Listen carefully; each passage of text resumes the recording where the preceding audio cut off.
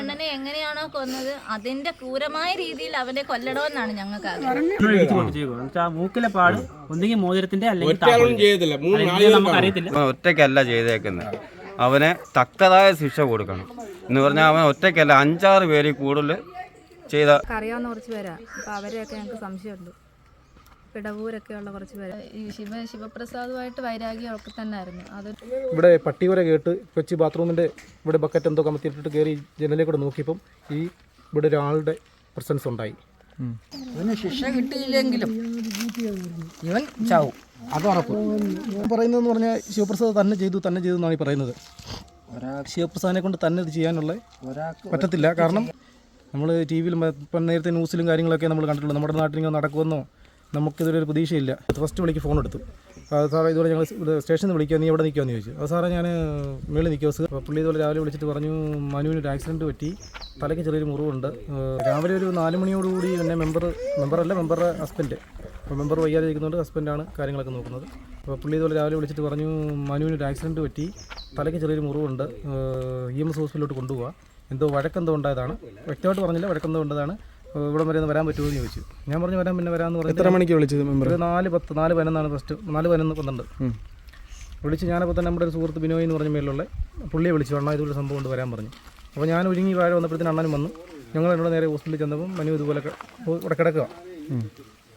അപ്പം ഞാൻ ഇപ്പോൾ ഹോസ്പിറ്റലിൽ കയറിപ്പോൾ ചെന്നപ്പോൾ മെമ്പറൊന്നും ഹോസ്പിറ്റലിൽ ഇല്ല, ആരുമില്ല. മനു മാത്രം അവിടെ കിടപ്പുണ്ട്. അപ്പോൾ ഞാൻ ചെന്ന് ചോദിച്ചപ്പോൾ എൻ്റെ വിചാരം എല്ലാം അടി കിട്ടിയല്ലേ, അപ്പോൾ ചിലപ്പോൾ ബോധം പോയി കിടക്കാമെന്ന രീതിയിൽ നമ്മൾ എന്താ കിടക്കുന്നത് ചോദിക്കാൻ വേണ്ടി അങ്ങോട്ട് ചെന്നപ്പോൾ അവർ പറഞ്ഞു തൊടണ്ട, മാറിയിക്കാൻ പറഞ്ഞു. അപ്പോഴും നമ്മൾ എന്താ പറ്റിയ തലയ്ക്ക് മുറിവുണ്ടെന്ന് പറഞ്ഞില്ല. അത് നോക്കാൻ വേണ്ടി ഞാൻ തിരിച്ചിങ്ങനെ കറങ്ങി നിന്ന് നോക്കിയപ്പോൾ തലയുടെ ഈ സൈഡിൽ ഇവിടെ ഒരു മുറിവ് ഞാൻ കണ്ടു. ബാക്കിയൊന്നും ശ്രദ്ധിച്ചില്ല. അത് കണ്ടു കഴിഞ്ഞപ്പോൾ ഞാൻ നല്ല മുറിവാണെന്ന് കണ്ട് ഞാൻ അണ്ണനോട് പറയുന്നപ്പോൾ അണ്ണനെ വിളി ഇറങ്ങി. അപ്പോൾ അണ്ണനെ വിളി ഇറക്കി ഹോസ്പിറ്റലിൽ രണ്ടും പറഞ്ഞ് വിളി ഇറങ്ങാൻ പറഞ്ഞു, വിളി ഇറങ്ങി നിൽക്കാൻ പറഞ്ഞു. അപ്പോൾ നമ്മൾ എന്തെങ്കിലും കൊണ്ടുപോകാനുള്ള പരിപാടിയാണോ എങ്ങനെ പറഞ്ഞോളാൻ പറഞ്ഞു. അപ്പോൾ ഇല്ല വിളി വെയിറ്റ് വെള്ളിട്ടിരിക്കാൻ പറഞ്ഞു. അപ്പോൾ വെളി വന്നു കഴിഞ്ഞപ്പോഴത്തേന് ഒരു യൂണിഫോമിലല്ല ഒരു പുള്ളി, അപ്പം മനസ്സിലാവുന്നുണ്ട്, ടീഷർട്ടും ഒരു പാൻറ്റും ഇട്ടിട്ട് ഒരു പുള്ളി അവിടെ നിന്ന് ഫോൺ ചെയ്യുന്നു. അപ്പോൾ പുള്ളിയാണ് ഇങ്ങനെ പറയുന്നത് മരിച്ചാണ് സാറേ ഇവിടെ കൊണ്ടുവന്നതെന്ന്. അപ്പോഴാണ് നമ്മൾ അറിയുന്നത് ഇപ്പം മരിച്ചു എന്നുള്ള കാര്യം ഞാൻ അറിയുന്നത്. അപ്പം നമുക്ക് ആ ഒരു എൻ്റെ അനിയൻ അവർ ഒന്നിച്ച് പഠിച്ചാണ്. എൻ്റെ അനിയൻ പറഞ്ഞാൽ എൻ്റെ കുടുംബം എൻ്റെ വീടും ഞാൻ ചേർന്നുള്ള വീടാണ്. എനിക്ക് ആഹാരം അല്ലെങ്കിൽ ഇവിടെ നിന്ന് കഴിക്കുന്നത്, പിന്നെ അവിടെ അല്ലെങ്കിൽ അവിടെ നിന്ന് കഴിക്കുന്നത്, ഞങ്ങൾ ഒരു രാത്രി കഴിച്ച് ഞങ്ങളുടെ സ്വന്തം സഹോദരങ്ങളെ പോലെ കഴിഞ്ഞുകൊണ്ടിരുന്നതാണ്. അപ്പോൾ ഇത് കഴിഞ്ഞപ്പോഴത്തേന് രണ്ടാമത് കൂടുതൽ പോലീസുകാർ വന്നു. വണ്ടി വന്നിട്ട് ചോദിച്ചു നിങ്ങൾ ഇവിടെ നിന്ന് ഞങ്ങൾ കൂടെ വന്നതാണെന്ന് പറഞ്ഞു. എന്നാൽ കീർ അവനെ കണ്ടാൽ അറിയാമെന്ന് ചോദിച്ചിട്ട് ശിവപ്രസാദിനെ നോക്കാൻ വേണ്ടി ഞങ്ങളെ കയറ്റി. ഇപ്പോൾ ബിനോയ് എന്ന് പറഞ്ഞ അണ്ണൻ്റെ കയ്യിൽ ശിവപ്രസാദിൻ്റെ നമ്പർ ഉണ്ടായിരുന്നു. അപ്പം ഇത് SI മേടിച്ചിട്ട് വിളിച്ചു ഇവനെ, ശിവപ്രസാദിനെ വിളിച്ചു. ശിവപ്രസാദ് പറഞ്ഞു ഫോൺ എടുത്തു ഫസ്റ്റ് വിളിക്ക് ഫോൺ എടുത്തു. സാറേ ഇതുപോലെ ഞങ്ങൾ സ്റ്റേഷനിൽ വിളിക്കുക, നീ എവിടെ നിൽക്കുമെന്ന് ചോദിച്ചു. അത് സാറേ ഞാൻ മേളിൽ നിൽക്കുക, സീർട്ട് വിളിച്ചുകൊണ്ടിരിക്കുക. മേളിൽ എവിടെയാണെന്ന് ചോദിച്ചു പറഞ്ഞു ബാങ്കിൻ്റെ അപ്പുറത്ത് കടയിൽ സീർട്ട് വിളിച്ചുകൊണ്ടിരിക്കുമെന്ന് പറഞ്ഞു. അപ്പോൾ ഞങ്ങളിത് നൊവ്വൻ അവിടെ ഉണ്ടെന്ന് അറിയാൻ വേണ്ടി നോക്കാൻ വേണ്ടി ടൗണിലൂടെ നോക്കിയപ്പോൾ അവിടെ ഇല്ല.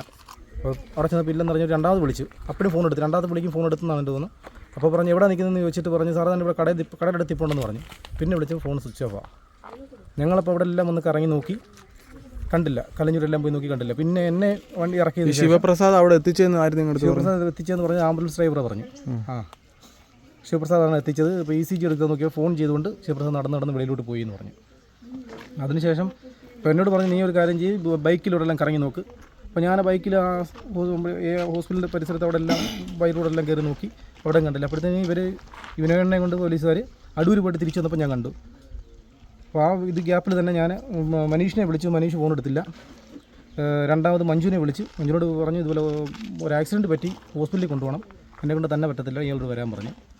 അങ്ങനെ മഞ്ജു വന്നു. അപ്പോഴത്തേന് ഞാൻ തിരിച്ച് മഞ്ജു വന്നപ്പോൾ മഞ്ജുവിനെ കൊണ്ടാക്കാൻ ഞാൻ ഇവിടെ വന്നു. മഞ്ജുവിനോട് കാര്യം പറഞ്ഞു ഇതുപോലെ മക്കളെ ഇനി കാണാൻ പറ്റത്തില്ല. മഞ്ജുവിന് പറഞ്ഞു അപ്പോൾ അമ്മയൊക്കെ ഉണ്ട് വണ്ടിയിൽ, പക്ഷേ അവരോടൊന്നും ഞാൻ പറഞ്ഞില്ല. വണ്ടി ഓടിച്ചെന്ന് ഡ്രൈവറോടും പറഞ്ഞു. തിരിച്ച് ഞാൻ ഇവിടെ വീട്ടിൽ വന്നിട്ട് ഈ മായോട് പറയാൻ പറ്റില്ലല്ലോ. അപ്പോൾ അതിന് മുമ്പിട്ട് ഞാൻ എൻ്റെ വൈഫിനോട് കാര്യം പറഞ്ഞ് സമാധാനിപ്പിച്ചിട്ട് വൈഫിനെയും കുഞ്ഞിനെയും കൊണ്ട് ഇവിടെ കൊണ്ടാക്കി. കാരണം ഈ കൊച്ചു പെട്ടെന്ന് അറിഞ്ഞു കഴിഞ്ഞാലുള്ള ഷോക്കും കാര്യങ്ങളും നമുക്കറിയാം. അതിനുശേഷം ഞാൻ മായയുടെ നിന്ന് കുറച്ച് പൈസയും വാങ്ങിച്ചിട്ട് നേരെ തിരിച്ചു ആ പോയ പോക്കിൽ മനീഷിൻ്റെ വൈഫിൻ്റെ നമ്പർ വാങ്ങിച്ചു. അപ്പോൾ മനീഷ് ഫോൺ എടുക്കുന്നില്ല. അപ്പോൾ മനീഷ് കുളിക്കുക എന്തോ ചെയ്യുമായിരുന്നു. അപ്പോൾ മനീഷിൻ്റെ നമ്പർ മേടിച്ചിട്ട് ആ കൊച്ചിനെ വിളിച്ച് ഇതുപോലെ അപ്പോൾ പറഞ്ഞു മനീഷ് ചേട്ടൻ കുളിക്കുവാന്നോ ബാത്റൂമിൽ എന്തോ എന്ന് പറഞ്ഞു. അപ്പോൾ ഞാൻ എന്നോട് ചോദിച്ചു എന്തോ പറ്റി. ഞാൻ പറഞ്ഞു ഇതുപോലെ സംഭവം ഒരു ആക്സിഡൻറ്റ് പറ്റി മോളെ, കാര്യം എന്നെ പോലാന്ന് പറഞ്ഞു. കുറച്ച് കഴിഞ്ഞപ്പോഴത്തേന് എനിക്ക് പറയാതിരിക്കാൻ പറ്റത്തില്ല. അപ്പോൾ നിങ്ങളെല്ലാവരും വരാൻ പറഞ്ഞു. അപ്പോൾ പറയണമല്ലോ, അപ്പോൾ അടുത്ത് കുഞ്ഞുമ്മയും കാര്യങ്ങളൊക്കെ ഉണ്ട്. അപ്പോൾ അവരൊക്കെ അറിയേണ്ട ഒരു രീതിക്ക് ഞാൻ അപ്പോൾ ഇതൊക്കെ കൊച്ചിനോട് കാര്യം പറഞ്ഞു മോളെ ഇതൊരു സംഭവം പറ്റി, ആക്സിഡൻ്റ് ആണെന്ന് പറഞ്ഞുള്ളൂ, മരിച്ചു പോയി എന്ന് കൊച്ചിനോട് പറഞ്ഞു. ഞാൻ അതിനുശേഷം ഇവരെല്ലാം ഇവിടെ വന്നു. പിന്നെയാണ് ഞങ്ങൾ ആദ്യത്തെ നോട്ടത്തിൽ നമ്മൾ ബോഡി കാര്യങ്ങളൊന്നും കണ്ടില്ല. പിന്നെ നമ്മൾ ചെന്ന് കഴിയുമ്പോഴാണ് ദേഹത്തുള്ള മുറിവുകളും കാര്യങ്ങളൊക്കെ നമ്മൾ നല്ലപോലെ കാണുന്നത്. പോലീസുകാരുടെ ഇൻക്വസ്റ്റും കാര്യങ്ങളെല്ലാം കഴിഞ്ഞിട്ട് പിന്നെയാണ് നമ്മൾ അകത്ത് കയറി കാണുന്നത്. കണ്ട സമയത്തെന്ന് പറഞ്ഞാൽ നമ്മൾ ടി വിയിലും ഇപ്പം നേരത്തെ ന്യൂസിലും കാര്യങ്ങളൊക്കെ നമ്മൾ കണ്ടിട്ടുള്ളൂ. നമ്മുടെ നാട്ടിൽ ഇങ്ങനെ നടക്കുമെന്നോ നമുക്കിതൊരു പ്രതീക്ഷയില്ല. ഇത് പറഞ്ഞാൽ എൻ്റെ കുഞ്ഞിനായി കാലിൻ്റെ പെരുവിരൽ മുതൽ ഉച്ച വരെ വെച്ചേക്കുക. ഇത് അവൻ തന്നെത്താൻ ഒരുത്തിന് മനുവിനെ ഇത് ചെയ്യാൻ പറ്റത്തില്ല. അപ്പോൾ ഇവരെല്ലാം പറയുന്നതെന്ന് പറഞ്ഞാൽ ശിവപ്രസാദ് തന്നെ ചെയ്തു എന്നാണ് ഈ പറയുന്നത്. ശിവപ്രസാദിനെ കൊണ്ട് തന്നെ ഇത് ചെയ്യാനുള്ള പറ്റത്തില്ല. കാരണം ഇത്ര ക്രൂരമായിട്ടൊരു കാര്യം ചെയ്യണമെന്നുണ്ടെങ്കിൽ ഇതിൻ്റെ പുറകിൽ എന്തൊക്കെയോ കാര്യങ്ങളുണ്ട്. അത് നമുക്കറിയുന്നില്ല. പോലീസുകാർ നമ്മളോട് കറക്റ്റായിട്ട് കാര്യങ്ങൾ പറയുന്നില്ല. പിന്നെന്ന് പറഞ്ഞാൽ ഇനി ഇവൻ്റെ കൂടെയുള്ള കൂട്ടുപ്രതികൾ ഉണ്ടെന്നാണ് ഉറപ്പിച്ച് നമ്മൾ പറയുന്നത്. അല്ലെന്നുണ്ടെങ്കിൽ ഇവൻ എന്തിനു വേണ്ടി ഇവർ പറയുന്നത് പറഞ്ഞാൽ അവനെ കടിച്ചു, വയറ്റത്ത് കടിച്ചു, അവിടെ കടിച്ചു, 2-3 കടി. ഒരു കരളെ കടിക്കുമ്പോൾ ഉണ്ടാകുന്നൊരു ശത്രുതയും മനസ്സിൻ്റെ ഉള്ളിൽ നിന്ന് വരുന്ന ശത്രുതയും ഈ ചെയ്യുന്നത് രണ്ടും രണ്ടാ. മനസ്സിൻ്റെ ഉള്ളിൽ ഇവൻ എന്തൊക്കെയോ കെട്ടിട്ട് അല്ലെങ്കിൽ അത്ര ക്രൂരമായിട്ട് ഇവൻ തന്നെ ചെയ്താലും അവൻ തന്നെ ചെയ്തെന്നിരിക്കട്ടെ. പക്ഷേ അവന് ഒരു നിസ്സാരക്കാരനായിട്ട് ഇറങ്ങി വരരുത് ഇവിടെ തിരിച്ച്. അവന് നല്ല ശിക്ഷ കിട്ടണം. അല്ലെന്നുണ്ടെങ്കിൽ അവൻ്റെ കൂട്ടുപ്രതികളുണ്ടെന്നാണ് നമ്മുടെ വിശ്വാസം. അല്ലെന്നുണ്ടെങ്കിൽ അവരതിനുള്ള തെളിവുകൾ പോലീസുകാരുടെ ഭാഗത്ത് നമുക്ക് ഉണ്ടായി തരണം. ആ കുഞ്ഞുങ്ങളെ കണ്ടില്ലേ, പൊടി കുഞ്ഞുങ്ങൾ എന്താണെന്ന് പോലും സംഭവിച്ച് അറിയാൻ വയ്യാതെ നിൽക്കുക. അവന് മെയിനായിട്ട് സംശയം തോന്നാൻ കാരണം ഇവൻ്റെ പുറയിൽ ആളുണ്ടെന്ന് തോന്നാൻ കാരണം എന്ന് പറഞ്ഞാൽ മനുവിനെ ഇവിടെ വിളിച്ചുകൊണ്ട് പോകുന്ന സമയം ഈ മനുവിൻ്റെ ഭാര്യയോട് ചോദിച്ചത് നമ്മൾ പറഞ്ഞ സമയത്ത് 11:30 കഴിഞ്ഞിട്ടാണ് വിളിച്ചുകൊണ്ട് പോയതെന്ന് പറഞ്ഞു. 11:30 മുമ്പ് വിളിച്ചുകൊണ്ട് പോയെന്ന് പറഞ്ഞു. 12:16 വരെ ഇപ്പോഴും ഓൾറെഡി അവൻ്റെ വാട്സാപ്പ് ലാസ്റ്റ് സീൻ 12:15 വരെയാണ് അവൻ്റെ ഫിംഗർ. അപ്പോൾ 12:15 വരെ ഇവനെ ഒന്നും സംഭവിച്ചിട്ടില്ല. പക്ഷേ 12:15 കഴിഞ്ഞിട്ടാണ് ഇവന് എന്തെങ്കിലും സംഭവിച്ചിട്ടുള്ളത്. പക്ഷേ അവനെ വിളിച്ച് വരുത്തിയതിന് ശേഷം ഈ ഒരു മണിക്കൂറിനകത്ത് ഇവിടെ പട്ടി വരെ കേട്ട് കൊച്ചി ബാത്റൂമിൻ്റെ ഇവിടെ ബക്കറ്റ് എന്തോ കമത്തിയിട്ടിട്ട് കയറി ജനലിൽ കൂടെ നോക്കിയപ്പം ഇവിടെ ഒരാളുടെ പ്രസൻസ് ഉണ്ടായി. നമ്മുടെ നാട്ടിലില്ലാത്ത, ഇതുവരെ കണ്ടിട്ടില്ലാത്ത ഒരാളുടെ ഒരു പ്രസൻസ്. ചെറുപ്പക്കാരാണോ പ്രായമുള്ളവരാണോ അങ്ങനെ എന്തെങ്കിലും?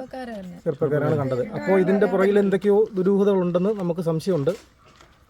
മുൻകൂട്ടി പ്ലാൻ ചെയ്ത് കൊണ്ടുപോയതാണ്. അത് പണിക്ക് വേണ്ടി കൊണ്ടുപോയതായിട്ട് നമുക്ക് തോന്നുന്നില്ല. കാരണം പണിക്ക് വേണ്ടി കൊണ്ടുവരാണെന്നുണ്ടെങ്കിൽ 11:30 ശേഷം പോയിട്ട് ഇത്രയും സമയം അവനെ കൊണ്ട് പണി ചെയ്യിപ്പിച്ചില്ല. അവിടെ ആകെ മനുവിൻ്റെ ഒരു പണി ചെയ്യുക എന്നുള്ളതെന്ന് പറഞ്ഞാൽ ഒരു 10 മിനിറ്റ് അല്ലെ 15 മിനിറ്റത്തെ പണി ഇല്ലത്.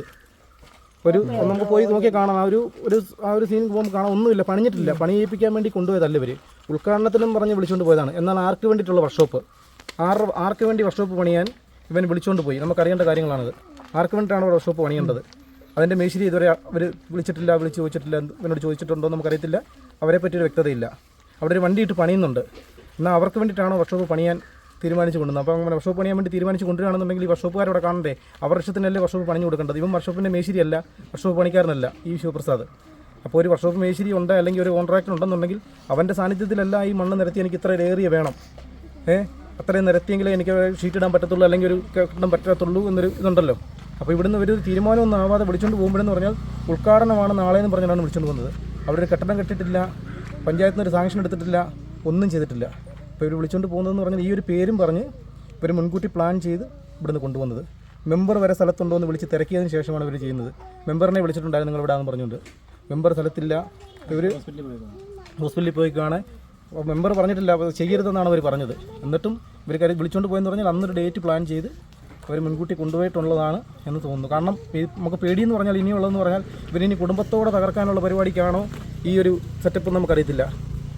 ഇവനെ വിളിച്ചുകൊണ്ട് പോയ സമയത്ത് കൊച്ചിനെ തിരക്കിക്കൊണ്ടാണ് ഇവർ പട്ടി കിടന്ന് കുറച്ചുകൊണ്ട് അവർ ചിലപ്പോൾ തിരിച്ചു പോകാതായിരിക്കാം. ചിലപ്പോൾ നമ്മൾ നാളെ നേരം വെളുത്ത് അന്ന് പിറ്റേ ദിവസം രാവിലെ നമ്മൾ വരുമ്പോൾ ഈ കുഞ്ഞുങ്ങളെ സഹിതം ഇവന്മാരിവിടെ കൊന്നിട്ടേക്കാണെന്ന് നമുക്ക് അറിയാൻ പറ്റുമോ? ചിലപ്പോൾ അവിടെ കൊന്നിട്ട് അവരെയും കൊണ്ടുവന്ന് ഇവിടെ കൊണ്ടിട്ട് ഈ കൂട്ടത്തിൽ ഈ കുഞ്ഞുങ്ങളെയും തല്ലിക്കൊന്ന് ആ കൊച്ചിനെയും തല്ലിക്കൊന്ന് കഴിഞ്ഞാൽ ഇട്ടിട്ട് പോയി നമ്മളറിയത്തില്ല. ഇനിയാലും സംഭവിക്കാവുന്ന കാര്യമുള്ളൂ. ഇവരുടെ പ്ലാൻ എന്താണെന്നുള്ള കാര്യം നമുക്കറിയത്തില്ല വ്യക്തമായിട്ട്. അപ്പോൾ ഇതിനെപ്പറ്റി ഒരു വ്യക്തത വരുത്തുക എന്നുള്ളതാണ് ഇനിയുള്ളത്. വെള്ളിയാഴ്ച ഞങ്ങൾ മാത്രമുള്ളപ്പോഴേ ഇവിടെ വന്നിട്ട് കുറച്ച് പേര് വന്ന് വിളിച്ചുകൊണ്ട് പോകുമായിരുന്നു രാത്രി പണിക്കാന്നും പറഞ്ഞിട്ട്. ഞാൻ രാത്രി പോയപ്പോൾ ഞാൻ ചോദിച്ചായിരുന്നു ആരാ കൊണ്ടുപോകുന്ന കാര്യങ്ങളൊക്കെ ചോദിച്ചപ്പോൾ ശിവപ്രസാദ് വിളിക്കുന്നതെന്ന് പറഞ്ഞുകൊണ്ട് ഇവിടുന്ന് പോയി കഴിഞ്ഞിട്ട് പിന്നെ ഞാൻ രാവിലെ കാര്യങ്ങളൊക്കെ അറിയുന്നത്. ഞാൻ അങ്ങനെ ഫോൺ വിളിക്കാറില്ല. ഇവിടുന്ന് 11 മണിയാകുമ്പോൾ പോയതാണ്. അപ്പോൾ 12 മണിയൊക്കെ ആയപ്പോഴത്തേന് ഞാൻ വെച്ച് പെട്ടെന്ന് വരുമല്ലോ, ഇങ്ങോട്ട് വരുമ്പോഴത്തേന് എന്നെ വിളിച്ചോളാന്ന് പറഞ്ഞിട്ടാണ് ഇവിടുന്ന് പോയത്. അതുകൊണ്ട് നമ്മൾ പിന്നെ വിളിക്കാറില്ല, പണിക്ക് പോകുമ്പോഴൊന്നും വിളിക്കത്തില്ല. രാത്രി ഇങ്ങനെ സ്ഥിരമായിട്ട് പണിക്ക് പോകുന്നതാണോ? അതോ രാത്രി അധികം 2 ദിവസം മുന്നേ ഇവിടുന്ന് പണിക്ക് പോയി. രാത്രിയിൽ 12 മണിയൊക്കെ ആയപ്പോഴത്തേനും പണിക്ക് പോകുമായിരുന്നു. അപ്പോൾ ആ സമയത്ത് തന്നെ ഇവിടെ 12 മണിയായപ്പോൾ ഇവിടെ വീടിൻ്റെ താഴെയൊക്കെ ആള് നിൽപ്പുണ്ടായിരുന്നു. ആ ദിവസം രാത്രി ആ തന്നെ ഒരു 12:15-12:15 ഇവിടെ നിൽപ്പുണ്ടായിരുന്നു. ആരാന്നൊന്നും അറിയത്തില്ല. പക്ഷേ ഇതിനു മുമ്പ് എന്തെങ്കിലും സംഭവങ്ങൾ ഇതുപോലെ നടന്നിട്ടുണ്ടോ? ഇതിൽ വൈരാഗ്യം വെച്ച് ആരെങ്കിലും? വൈരാഗ്യം ഈ ശിവപ്രസാദുമായിട്ട് വൈരാഗ്യം ഒക്കെ തന്നെ ആയിരുന്നു. അതൊരു പെണ്ണ് വിഷയത്തിൽ തന്നെ അവർ തമ്മിൽ ആ ഒരു സമയം തൊട്ടേ പിണക്കവും കാര്യങ്ങളോ, പിന്നെ അങ്ങോട്ട് കൂട്ടുകൂടാൻ പോയിട്ടില്ല അധികം. അതിന് മുന്നേ 16-ാം തീയതി വേറൊരാളുമായിട്ട് നമ്മളൊരു വണ്ടി വിഷയത്തിൽ വഴക്കുണ്ടായിരുന്നു. അവർ ഇവിടെ അടുത്തുള്ളവരൊക്കെ തന്നെ, പക്ഷെ നമുക്കറിയത്തില്ല അതിൻ്റെ പേര് വഴക്കുണ്ടായിട്ടുണ്ട് അവർ തമ്മിൽ 16-ാം തീയതി രാത്രിയിൽ. അതുമായിട്ട് ബന്ധപ്പെട്ട് എന്തെങ്കിലും പിന്നീട് എന്തെങ്കിലും പ്രശ്നങ്ങൾ നടന്നിട്ടുണ്ടോ? അതുമായിട്ട് പിന്നത്തെ കാര്യം എനിക്കറിയില്ല. അന്നൊരു ദിവസം വഴക്കുണ്ടായ കാര്യം എന്നെ 17-ാം തീയതി വൈകുന്നേരത്തോടെ എന്നെ വിളിച്ച് പറയുന്നു അവരുമായിട്ട് വഴക്കുണ്ടായിരുന്നു. പിന്നെ ഏതോ വണ്ടി ഇടിക്കാൻ വന്നെന്നോ ആക്സിഡൻറ്റ് ഉണ്ടാക്കാൻ വന്നെന്നൊക്കെ പറഞ്ഞിട്ടുണ്ടായിരുന്നു. അപ്പോൾ അതിന് 2 ദിവസം മുന്നേ ബുധനാഴ്ച വ്യാഴാഴ്ച ഉണ്ട് കാലൊക്കെ ചെറുതായിട്ട് മുറിഞ്ഞൊക്കെ ഇവിടെ വന്നത്. നമുക്ക് ഈ വണ്ടിയുടെ ഇതുമായിട്ട് നമുക്ക് കുറച്ച് പേരെ സംശയമുണ്ട്. അപ്പോൾ അതിനകത്ത് നമ്മൾ വണ്ടി കൊടുത്തിട്ട് അവരിതുവരെ പേര് മാറ്റൂ അതിൻ്റെ കാര്യങ്ങളൊന്നും ചെയ്തിട്ടില്ല. എല്ലാം അടവെല്ലാം തീർന്ന് കിടക്കും. ഇൻഷുറൻസും ഒന്നും അവരെടുത്തിട്ടില്ല. അപ്പോൾ അതിൻ്റെ ആൾക്കാരുമായിട്ട് ചെറിയ പ്രശ്നങ്ങളൊക്കെ ഉണ്ടായിരുന്നു. അപ്പോൾ അവർ കുറച്ച് പേര് നമ്മൾക്ക് അറിയാവുന്ന കുറച്ച് പേരാണ്. അപ്പോൾ അവരെയൊക്കെ ഞങ്ങൾക്ക് സംശയമുണ്ട്. പിടവൂരൊക്കെ ഉള്ള കുറച്ച് പേരൊക്കെ അവർ പിന്നെ മരിക്കുന്നതിന് 2 ദിവസം മുന്നേ അവരുമായിട്ട് 26-ൽ എവിടാണ്ട് വെച്ച് 2 വട്ടം ആക്സിഡൻറ്റ് ഉണ്ടാക്കാൻ ശ്രമിച്ചിട്ടുണ്ട്. ഇവിടെ വന്ന് കാലൊക്കെ മുറിഞ്ഞിട്ടാണ് വന്നതാണ്. എന്നോട് പറഞ്ഞായിരുന്നു. ഒരു വട്ടം കാറ് കൊണ്ടുവന്ന് നമ്മുടെ വണ്ടിക്കകത്ത് കയറ്റാൻ നോക്കി, പിന്നെ ബൈക്ക് കൊണ്ടുവന്ന് ഇടിക്കാൻ നോക്കിയെന്നും പറഞ്ഞിട്ടുണ്ടായിരുന്നു. അല്ല, വണ്ടിയിൽ പോയിട്ടുണ്ട്. പക്ഷേ ഇവന് 3 പേരെ പിടിച്ചു നിൽക്കാനുള്ള കപ്പാസിറ്റി ഉണ്ട്.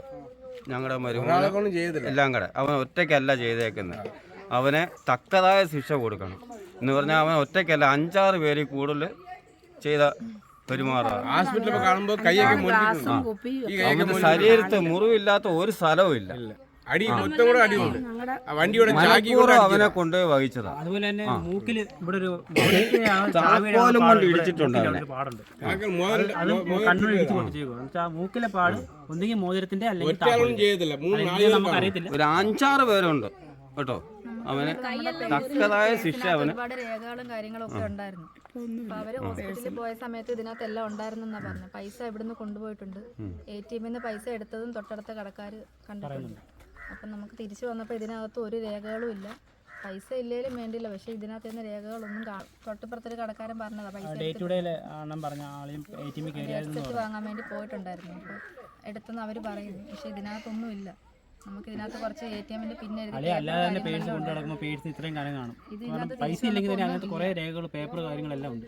കൊണ്ടുവന്നപ്പോൾ ഇതിനകത്തൊന്നും കൊടുക്കാനുള്ളതും വാങ്ങിക്കാനുള്ളതും എല്ലാം കാണും. അന്ന് പോലീസുകാർ മൊഴിയെടുക്കാൻ വന്നപ്പം പേഴ്സിൽ പൈസ ഉണ്ടായിരുന്നെന്ന് അവർ തമ്മിൽ പരസ്പരം അങ്ങോട്ടും ഇങ്ങോട്ടും സംശയമായിട്ടാണ് ചോദിച്ചത്. ചേച്ചി ഇവിടെ നിന്നുകൊണ്ട് പറഞ്ഞതാ അതിനകത്ത് 14,500 രൂപ ആ പേഴ്സിനകത്ത് ചേച്ചിയെ കാണിച്ചാണ് എണ്ണിയാണ് കൊണ്ടുപോയത്.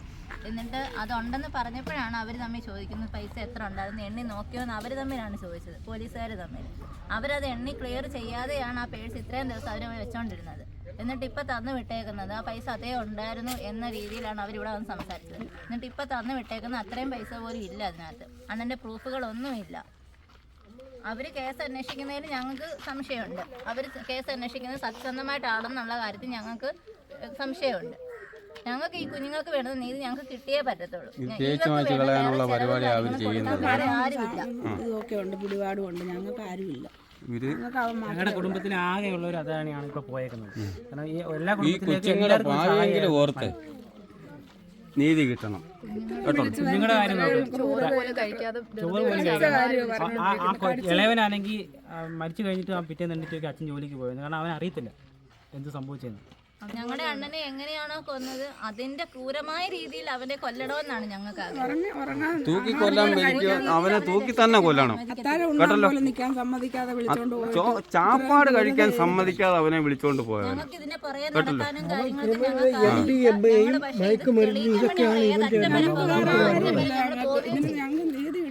ഞങ്ങൾക്ക് ഞങ്ങളുടെ കൊച്ചിന് നീതി കിട്ടണം കേട്ടോ.